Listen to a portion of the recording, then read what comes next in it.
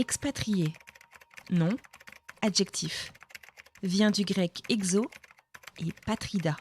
Se dit d'un individu qui réside dans un autre pays que le sien. J'ai pas envie d'appeler ça une faiblesse nécessairement. Il y a toujours un type de faiblesse, pas de faiblesse, mais genre c'est difficile parfois d'être aussi loin de sa famille. C'est une force d'avoir genre une fratrie genre un peu de partout parce que on s'apporte beaucoup de richesse, je dirais. On partage ensemble genre ce qu'on vit au quotidien quand on se retrouve. On a beaucoup d'histoires à se raconter. T'as moins l'impression de faire tâche quand t'es dans un environnement comme ça. Mais il y a plein d'enfants d'expat français et d'enfants d'expat tout court. T'es moins conscient de ta différence.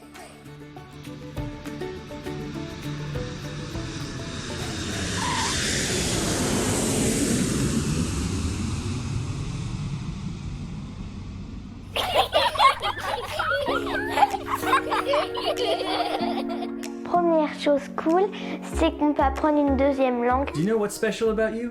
That I can speak 5 languages. Oh, that's pretty awesome. Deuxième truc cool, c'est que l'école, elle peut finir un peu plus tôt qu'en France. Par exemple, la mienne, elle finit à 3h de l'après-midi.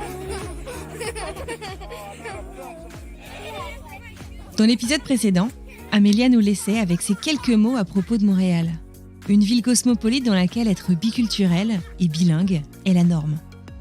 La sensation de faire tâche à cause de sa différence. Le propos peut choquer alors même que dans notre société adulte, on fait les louanges de la multiculturalité et de la chance d'être bilingue dès l'enfance. Vous écoutez le second épisode consacré à l'histoire de la fratrie Guglielmi qui s'est construite autour du monde et qui reste soudée malgré les 4 fuseaux horaires qui séparent ses membres. Si vous n'avez pas écouté le premier épisode, je vous invite grandement à le faire.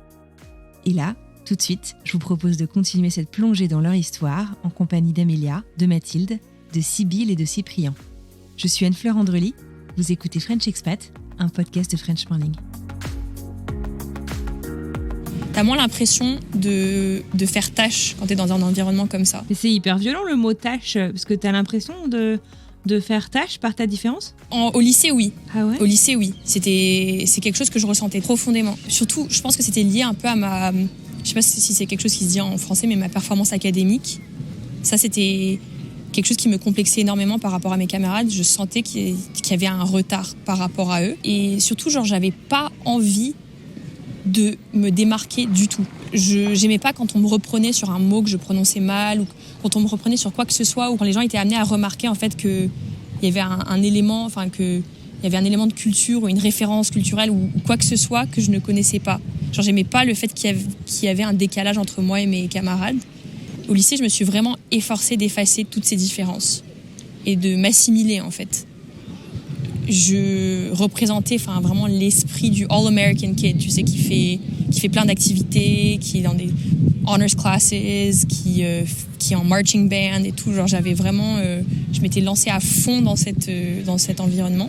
Je pense que c'est pour ça en partie que quand je suis arrivée à McGill, j'étais autant fixée sur l'idée de revenir aux États-Unis parce que ça avait un peu été ça toute mon identité pendant des années, tu vois. Mathilde, elle est quelque part où t'es moins amené à être conscient tout le temps de tes différences. Et ça, je pense que en tout cas, ça, c'est mon interprétation. Hein.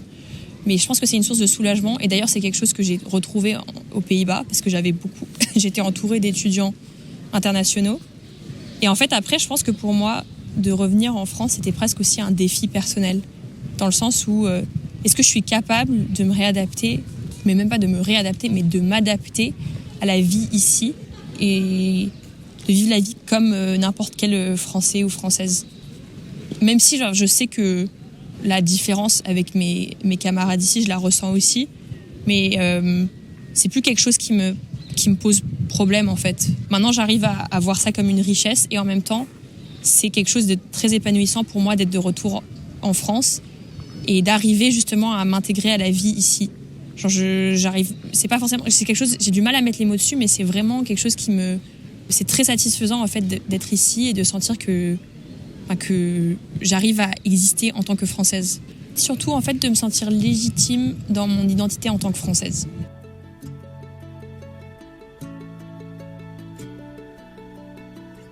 Loin de moi l'idée de juger qui que ce soit, mais avouez, est-ce que vous savez vraiment où c'est le Kansas ? Alors c'est quoi d'y grandir ? Comment est-ce qu'on arrive, jeune enfant, préadolescent, et qu'on y devient adulte ? Californie, c'était un peu plus international et tout ça, mais le Kansas, c'était vraiment très intéressant parce que c'était presque comme dans les films, enfin pas l'université, je veux dire la high school et tout ça, donc c'était cool de vivre ces choses un peu plus vraiment très américaines, je dirais. Tu sais, il y a les jeux de football américains le vendredi soir avec les cheerleaders ou pom-pom girl en français, la fanfare, la marching band. Puis t'es avec tes amis de l'école et tu regardes ça et genre, c'est vraiment très américain. Ou alors t'as le bal de fin d'année, prom. Là, juste les Américains sont très patriotiques, ce que tu vois pas vraiment en France. Les grandes maisons, les grandes voitures, Thanksgiving, toutes ces traditions vraiment très américaines, je dirais qu'elles étaient encore plus prononcées dans le Midwest qu'elles le sont en Californie. Et quand tu regardes des films genre de high school ou des séries, ils ont toujours ces genres de traditions, les football games, prom, homecoming. Bon, dans la vraie vie, c'est moins glamour que dans les films, mais c'est cool de genre être comme hey, genre montrer des photos aux gens en France et comme regardez, c'est cool, on vit toutes ces choses-là qu'il n'y a pas vraiment en France. Donc ça, c'était cool, je dirais, d'avoir cette expérience. Puis c'est vraiment fun, la high school, toutes les activités que t'as en dehors des cours. Genre moi, je faisais partie d'une équipe de sport, genre de course à pied, donc j'ai jamais été au lycée en France, mais je peux, de ce que j'entends, c'est très différent comme expérience. Je pense que, en fait, quelque chose que j'ai beaucoup remarqué, et c'est pour ça que quand tu m'as envoyé le mail et que ma mère m'en a parlé, j'étais tout de suite partante pour discuter avec toi, c'est que je trouve que on parle très peu au final des enfants dans l'expatriation. Mais il y a beaucoup de récits sur la vie surtout des mamans. Et après ça me semble logique vu que souvent dans le schéma familial, c'est on part à l'étranger pour le boulot du père, la mère reste à la maison, c'est un peu elle qui doit faire tout le travail émotionnel pour s'adapter à la vie américaine et tout ça, et pour adapter le fonctionnement de la famille à la vie américaine. Donc ça, je pense que, donc à juste titre, il y a beaucoup de récits qui sont consacrés à ça. Il y a une grosse place qui est consacrée à ça. Mais je trouve que moi, il y a quelque chose qui me dérangeait quand j'étais ado. Et d'ailleurs, je m'empêchais jamais de le dire à ma mère, c'est que je trouvais qu'il y avait un regard très idéaliste sur la vie des enfants et des adolescents expatriés. Dans le sens où, genre, ma mère racontait ma vie de lycée, elle racontait mes matchs de foot où je faisais la fanfare, elle racontait homecoming, elle racontait prom, et c'était vraiment le récit, tu vois, le cliché de la vie américaine, et je voyais les commentaires des gens qui disaient ça me rappelle Saved by the Bell, ça me rappelle machin, ça me rappelle truc, et moi j'étais là, mais en fait, non, c'est ma vie, c'est ma vraie vie. Donc de un, ça, c'était dérangeant de ce côté, dans cet aspect-là, et de deux, en fait, je disais, mais c'est pas rose tout le temps, en fait.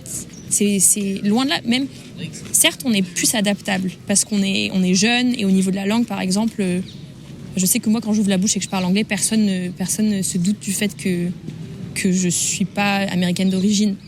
Mais d'un autre côté, tu fais subir quelque chose de profond et de douloureux à un enfant ou à un adolescent quand tu pars en expatriation. C'est un déracinement, en fait. Et ça, c'est quelque chose, je pense, qui est pas suffisamment dit, ou peut-être juste qui est un peu occulté d'une certaine façon.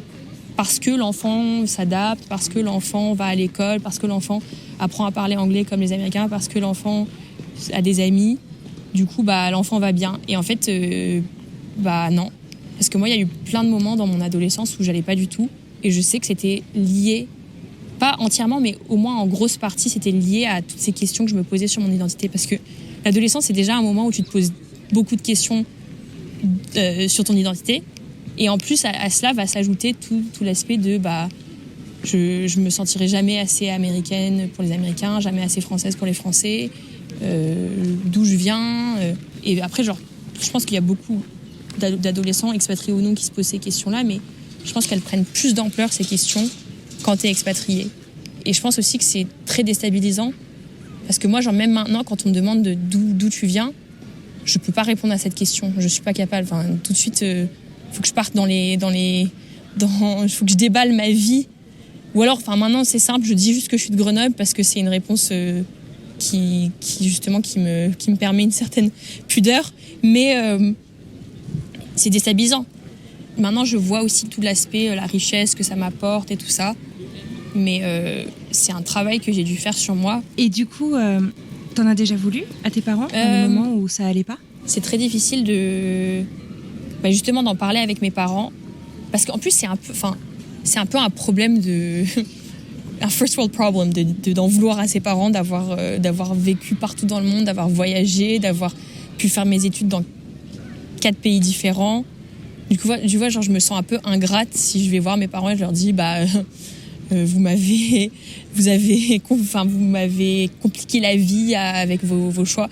Donc déjà je me sens pas trop je sais pas si légitime c'est la bonne expression, mais je me sentirais un peu mal, tu vois, de les culpabiliser pour ça, mais je sais que je leur en ai voulu, effectivement.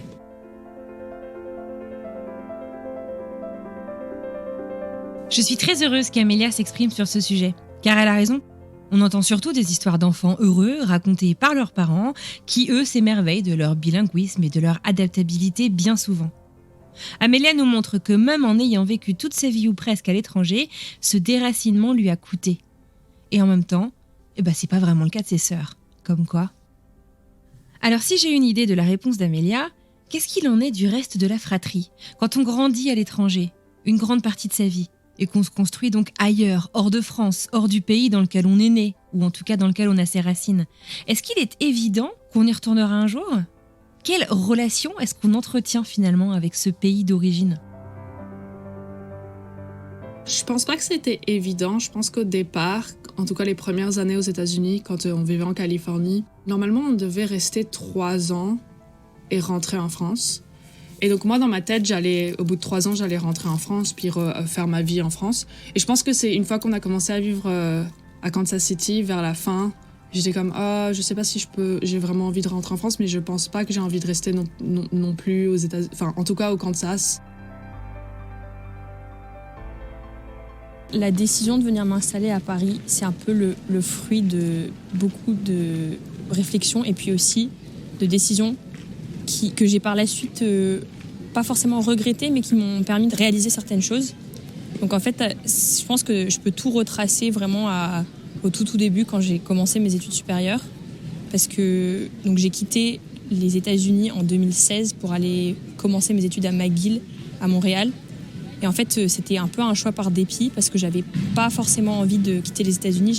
J'avais à l'époque vraiment envie de suivre le parcours très traditionnel que suivaient tous mes camarades de classe, tous mes amis de lycée, c'est-à-dire la fac, ne restant pas chez ses parents, mais la fac très traditionnelle où tu habites dans les dorms, tu as vraiment toute la vie universitaire à laquelle tu penses quand tu penses aux États-Unis. Et du coup, moi, en arrivant au Canada, j'ai un peu ressenti le manque de tout ça.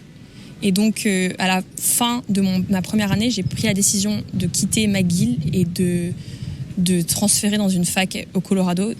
Et en fait, en arrivant à Colorado State, j'ai regretté mon choix d'avoir quitté McGill. En fait, je pense que je me suis égarée dans plein de façons différentes, mais d'une certaine façon aussi, genre chaque étape m'a permis de réaliser genre ce que je voulais et ce que je voulais pas.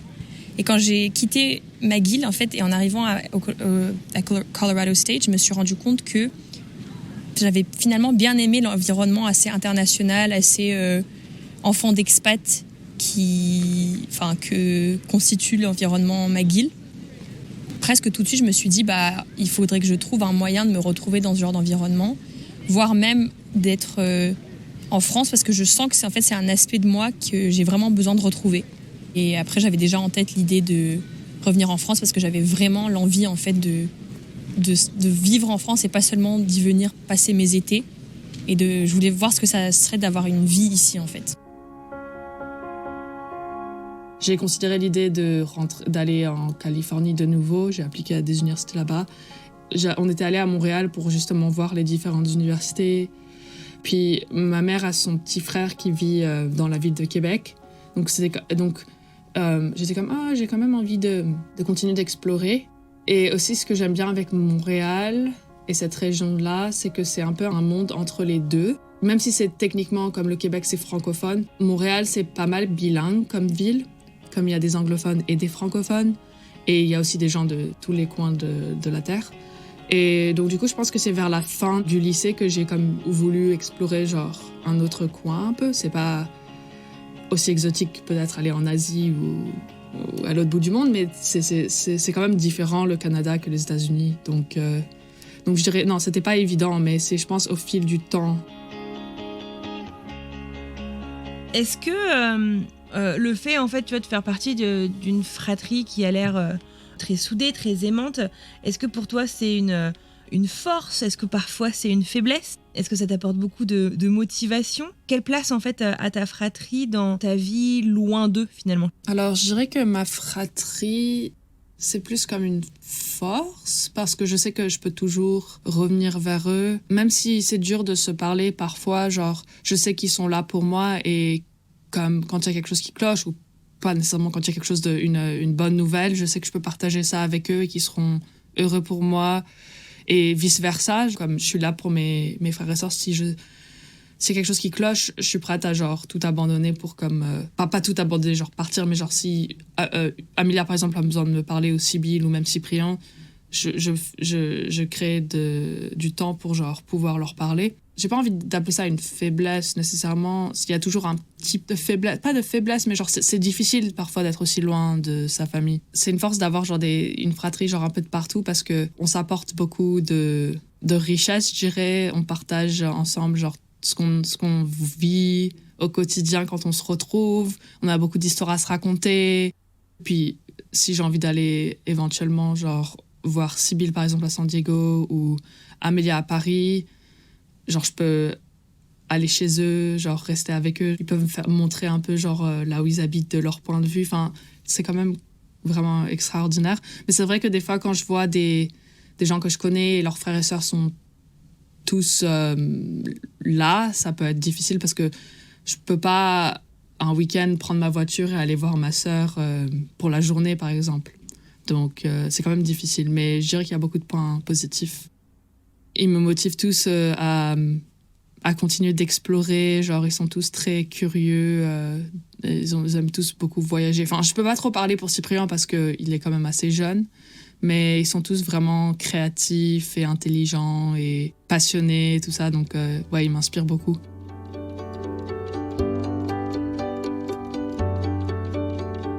Au cours de mes conversations avec les membres de cette fratrie, je ressens, du moins chez les aînés, cette urgence, cette importance d'aller vivre ses propres expériences. Si c'est vrai finalement quand on se construit, qu'on vive dans notre pays d'origine ou non, ce désir de liberté géographique me semble encore plus important, encore plus frappant ici. Alors j'ai interrogé Mathilde sur l'influence de ses parents sur l'avenir de sa fratrie.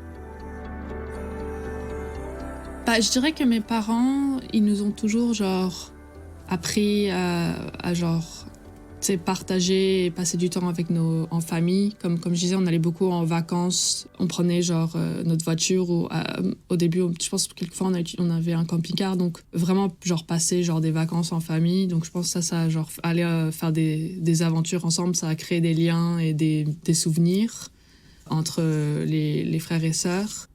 Nos parents, ils nous ont montré que c'est dur de vivre loin de tout le monde. Ça, c'est un peu bouleversant, mais c'est aussi une richesse de découvrir genre, de nouveaux endroits, rencontrer de nouvelles personnes. Donc ça, je dirais que c'est une valeur qu'ils nous ont donnée, qu'on a un peu tous, je dirais, parce que le fait que Sibylle, elle soit en Californie, Amélia, qu'elle soit... Bon, Paris, c'est la France, mais on vivait pas dans le coin de Paris, donc c'est quand même un nouvel endroit pour elle. Donc je pense qu'ils nous ont quand même inculpé ce désir de genre, découvrir de nouveaux endroits. Je ne sais pas si on peut parler de la famille ou du moins de la fratrie Guglielmi. Est-ce qu'elle est plutôt internationale, plutôt française de l'étranger? Ou est-ce qu'il serait juste de dire qu'elle s'est carrément américanisée? Très française. Je connais des familles internationales. J'en ai rencontré pas mal, surtout dans le cadre de mes études aux Pays-Bas. Et je dirais pas qu'on n'est pas une famille internationale parce que mes deux parents sont français et que même s'ils ont beaucoup eu cette soif de voyager, nous, dans notre éducation, dans notre mentalité, on n'a pas forcément beaucoup d'influence internationale. Moi, je dis ça par comparaison avec d'autres familles où j'ai des amis, par exemple, où ils ont un parent d'une nationalité, un autre parent d'une autre nationalité. Et du coup, là, c'est vraiment une famille internationale pour le coup parce qu'ils vont parler 3 langues à la maison, alors que nous, non, c'était vraiment un foyer français de base. Est-ce que je me sens plus américaine ou française ? En vrai, j'aime vraiment pas cette question parce que je sais que je suis plus américaine. J'ai vécu, ça fait 13 ans, 14 ans maintenant que je suis aux États-Unis. Donc, obviously, je suis plus américaine, mais j'aimerais me sentir plus française. Et j'aime mon côté français, mais je sais que je suis plus américaine et que je me sens plus américaine que mes frères et sœurs. Oh, mes sœurs, pas vraiment mon frère, mais voilà. C'est sûr qu'on a intégré certains modes de vie beaucoup plus américains, peut-être dans les valeurs aussi. Après, peut-être que ça, c'est quelque chose qui sera... Enfin, je sais pas si moi, j'arriverai forcément à mettre les mots dessus. Peut-être dans certaines traditions, on a adopté des éléments de culture américains. Par exemple, on célébrait pas Thanksgiving il y a 15 ans. Maintenant, on fait un petit truc pour Thanksgiving où toute la famille, petit à petit, s'est mise au football américain, alors qu'au début, on n'aimait pas du tout ça. À mon avis, je me sens plus américain parce que même si j'étais né en France, j'ai grandi aux États-Unis. Presque tous mes copains ils habitent aux États-Unis. Je parle beaucoup l'anglais. Ouais, parce que je suis entouré par les trucs américains tout le temps. J'aimerais bien vivre en France un jour pour quelques années parce que c'est là où j'étais né, j'ai de la famille là-bas. C'est un très beau pays. Je me marie cet été à un Canadien. On parle des fois, peut-être dans le futur, on irait vivre en Europe parce qu'il a une citoyenneté suisse. Mais on se voit rester au Canada, dans la région d'Ottawa, parce que c'est quand même pas loin non plus de Montréal. Il y a quand même toujours des gens qui parlent aussi français dans ce coin-là, parce que Ottawa, c'est la capitale. Donc, il y a beaucoup de gens qui travaillent dans le gouvernement, qui sont bilingues, français et anglais. Après, comme je dis, j'abandonne pas complètement l'idée de peut-être un jour aller vivre en Europe. Je sais pas si ce serait en France, nécessairement, peut-être. Je sais que c'est un peu compliqué de retourner vivre en France quand tu n'as jamais vécu en tant qu'adulte, parce que j'ai une cousine qui vient de faire ça, puis il y a beaucoup de choses logistiquement qui sont un peu compliquées. Mais ouais, je vois bien rester ici. Genre, je me sens plus à la maison ici qu'au Kansas, par exemple. Je suis pas mal confortable ici. Pour moi, j'ai pas forcément un plan ou une idée fixe aujourd'hui parce que j'ai un peu atteint mon but, en fait, ce qui était le but que je poursuivais depuis des années. Enfin, qui s'est concrétisé parce qu'au début, je savais que j'allais finir par faire du droit quelque part. Ça, c'était genre l'idée floue. Et après, quand j'ai quitté le Colorado, mon plan, en fait, c'était finir à Paris. Donc là, j'ai atteint mon but for the time being. Mais après, j'exclus pas l'idée de repartir un jour, tu vois. Genre, je sais que je pourrais être amenée à repartir. Mais au moins, je sentirais que je repartirais sur des bases plus stables que celles que j'avais avant, parce que j'ai renoué les liens avec quelque chose qui est une partie importante de mon identité. Je regrette rien en soi, mais j'aurais aimé pouvoir avoir ce moment-là plus tôt. Les derniers mots, je les laisse à Amélia, qui a pris énormément de recul sur tout ce qu'elle a vécu et qui vous livre ceci en guise de conclusion. Maintenant, je pense que, comme justement j'ai beaucoup réfléchi sur tout ça, je vois aussi que je ne changerai pas en fait la façon dont ma vie s'est déroulée. Je suis consciente de la richesse que ça m'a apporté et je voudrais pas que ça soit... Je voudrais pas que ma vie ressemble à... Ouais, que ça soit différent.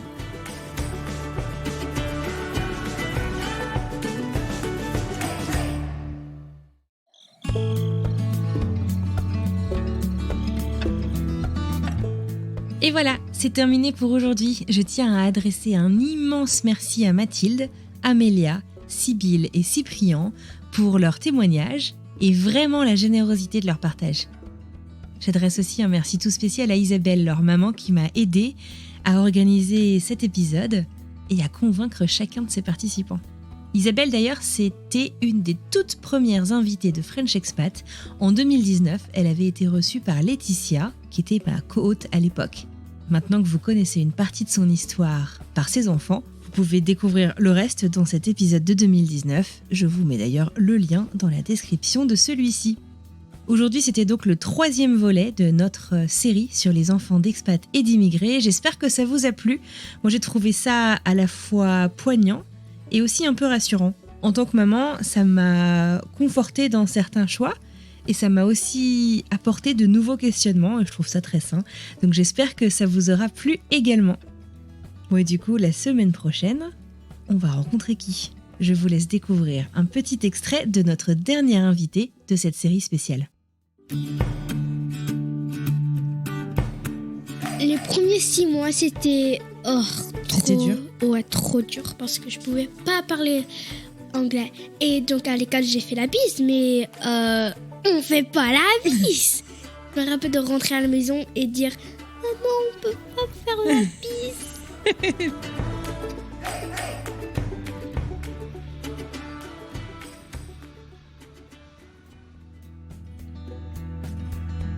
Voilà, j'espère que vous serez au rendez-vous. En attendant, je vous souhaite une excellente semaine et je vous retrouve mardi prochain pour une nouvelle histoire.